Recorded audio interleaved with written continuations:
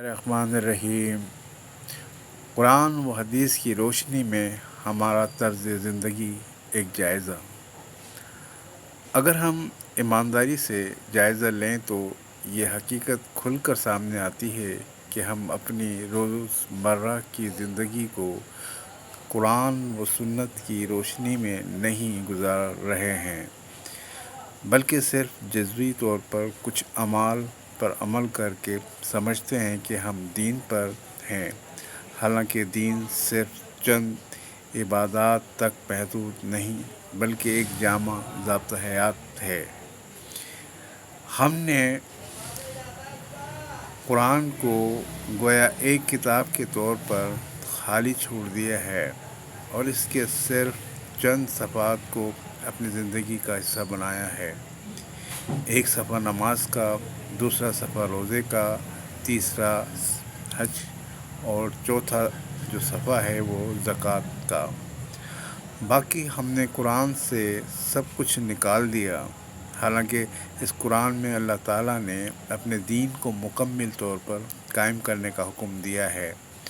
قرآن ایک جامع ضابطہ حیات ہے، مگر افسوس کہ ہم نے دین کو صرف 4 چیزوں تک محدود کر لیا، اور وہ بھی اکثر منافقت، جھوٹ اور ریاکاری کے ساتھ۔ دنیا پرستی اور ترجیحات کی تبدیلی۔ آج کے دور میں ہماری ترجیحات بالکل بدل چکی ہیں۔ ہم نے آخرت کو پس پشت ڈال کر دنیا کو مقصد حیات بنا لیا۔ دولت، شہرت اور اعلیٰ مقام حاصل کرنے کی خواہش نے ہمیں گھیر رکھا ہے۔ ہم اپنی پوری جدوجہد دنیا کی کامیابی کے لیے صرف کر رہے ہیں، جبکہ دین کو بالکل ترک کر دیا ہے۔ قرآن نے ہمیں جس ہدایت کی طرف بلایا ہے، جس میں معاشرتی، معاشی اور سیاسی زندگی کا درس ہے، وہ سب کچھ ہم سے اوجھل ہو چکا ہے۔ عدل و انصاف اور حقوق العباد کی پامالی۔ ہمارے معاشرے میں نہ انصاف ہے اور نہ ہی حقوق العباد کی ادائیگی۔ اللہ کے قوانین کو نافذ کرنے کے لیے کوئی جدوجہد نہیں کی جا رہی۔ زنا عام ہو گیا، سود کو ہم معاشرے سے ختم نہیں کر سکے۔ تقریباً ہر شعبۂ زندگی کا فرد فراڈ اور دھوکہ دہی کے ذریعے زندگی گزار رہا ہے۔ فحاشی عام ہے، گھروں میں پردے کا اہتمام نہیں، اور عورتیں اپنے گھروں میں شوہر پر حاوی ہونے لگی ہیں۔ خاندانی اور معاشی نظام کا بگاڑ۔ نہ کوئی خاندانی نظام قرآن کے مطابق باقی ہے اور نہ ہی تجارتی منڈیوں میں اسلامی قوانین نافذ ہیں۔ رزق حلال کمانے کا مفلسی کی زندگی گزارنے پر مجبور ہیں، جبکہ ناجائز طریقے سے کمانے والے لوگ معاشرے میں بلند مقام اور کامیابی حاصل کر رہے ہیں۔ سیرت النبی صلی اللہ علیہ وسلم سے غفلت کا کوئی سرور کائنات صلی اللہ علیہ وسلم کی سیرت پر عمل نہیں کر رہا۔ ہر انسان اپنے ذاتی فائدے کے لیے کام کر رہا ہے۔ اس وجہ سے ہماری تربیت نہ اسلامی اصولوں پر ہے اور نہ ہی درست سمت میں۔ نام نہاد دیانتداری اور استحصال۔ ہمارے معاشرے میں وہ لوگ جو خود کو مخیر ظاہر کرتے ہیں، جو کاروباری بھی ہیں اور مذہبی عقائد کے دعوے دار بھی، حقیقت میں دین سے دور ہیں۔ یہ لوگ مساجد بنانے، زکوٰۃ، خیرات اور راشن بانٹنے کا خوب اہتمام کرتے ہیں، لیکن اپنے ملازمین کو ان کا حق ادا نہیں کرتے۔ ان کے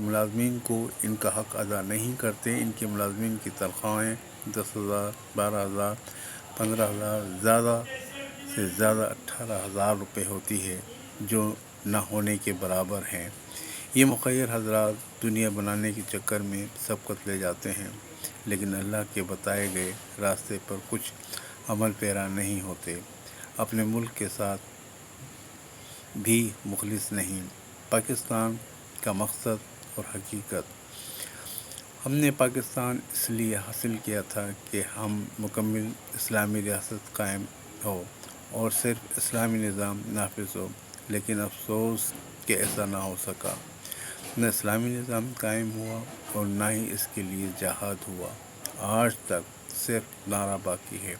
پاکستان کا مطلب کیا؟ لا الہ الا اللہ محمد رسول اللہ، لیکن عملی طور پر کچھ نہیں۔ آج ہم اپنی زندگیاں مغربی طرز پر گزار رہے ہیں۔ معذرت کے ساتھ کہنا پڑتا ہے کہ آج کا بے ایمان زناکار اور بد کردار انسان بڑے فخر سے کہتا ہے کہ یہ گناہ نہیں، اللہ ہمیں معاف کر دے گا۔ یہ اللہ اور بندے کا معاملہ ہے، دوسروں کا نہیں۔ کتنی ڈھٹائی کے ساتھ یہ کہا جاتا ہے اور شرم و حیا بالکل باقی نہیں رہی۔ بڑے گناہوں کو معمولی سمجھ لینا، ہم نے بڑے بڑے گناہوں کو عام سی چیز بنا دیا ہے، لیکن شاید یہ لوگ نہیں جانتے کہ اللہ کے نزدیک ان گناہوں کی سزا کتنی سخت ہے۔ اصل علاج قرآن اور جہاد فی سبیل اللہ۔